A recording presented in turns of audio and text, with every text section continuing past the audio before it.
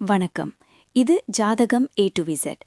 சக்தி பீடங்களின் புனித பயணத்தில் இன்று நாம் ஒடிசாவின் பூரி ஜெகந்நாதர் ஆலயத்திற்கு வந்திருக்கிறோம்.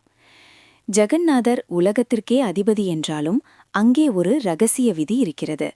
ஜெகந்நாதருக்கு படைக்கப்படும் உணவை அன்னை விமலா தேவிக்கு நிவேதனம் செய்த பிறகுதான் அது மகா பிரசாதமாக மாறுகிறது. அன்னையின் பாதம் விழுந்த இந்த தலத்தின் மர்மம் என்ன? ஏன் விமலா தேவியை தரிசிக்காமல் ஜெகந்நாதர் யாத்திரை முழுமையடையாது? இன்று விரிவாக பார்க்கலாம். பூரி விமலா தேவி ஆழமான தகவல்கள். 1. பாதபீடம், த ஃபீட் ஸ்பாட். அன்னை சதியின் பாதம் இங்கே விழுந்ததால் இது ஒரு மிக உயரிய பீடமாக கருதப்படுகிறது. ஜெகந்நாதர் இங்கே பைரவர். ஜெகந்நாதரே பைரவராக கருதப்படும் அபூர்வ தலம் ஆகவும் அன்னை விமலாதேவி சக்தியாகவும் வீற்றிருந்து அருள்பாலிக்கிறார்கள். 2. பிரசாதத்தின் ரகசியம், த சீக்ரெட் ஆஃப் மகாபிரசாத். தினமும் ஜெகந்நாதருக்கு 56 வகையான உணவுகள் படைக்கப்படுகின்றன. ஆனால் அந்த உணவு அன்னை விமலாதேவிக்கு அர்ப்பணிக்கப்படும் வரை வெறும் நைவேத்தியம்தான். அன்னை அதனை ஏற்றுக்கொண்ட பின்னரே அது மகாபிரசாதம் என்ற தகுதியை பெறுகிறது. அன்னையின் எச்சில் பட்ட பின்னரே அந்த உணவு புனிதமடைகிறது என்பது அங்கே நிலவும் ஐதீகம். 3. தாந்திரீக முக்கியத்துவம், டான்ட்ரிக் சிக்னிஃபிகன்ஸ்.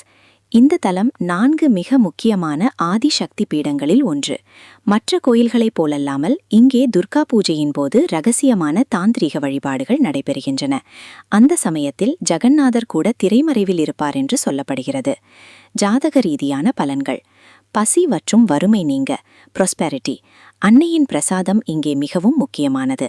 ஜாதகத்தில் 2ஆம் இடம், உணவு மற்றும் வருமானம் பலவீனமாக இருப்பவர்கள் விமலாதேவியை வேண்டினால் வீட்டில் தானியங்களும் செல்வமும் பெருகும்.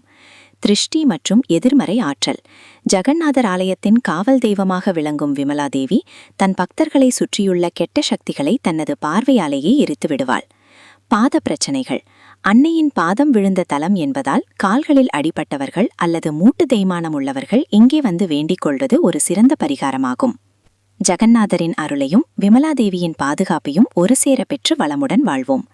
அடுத்த பகுதியில் நாம் குஜராத்தின் மற்றொரு அதிசய தலத்திற்கு செல்லப்போகிறோம்.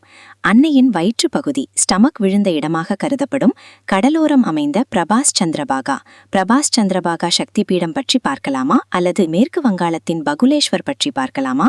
உங்கள் விருப்பத்தை கமெண்டில் சொல்லுங்கள். ஓம் சக்தி.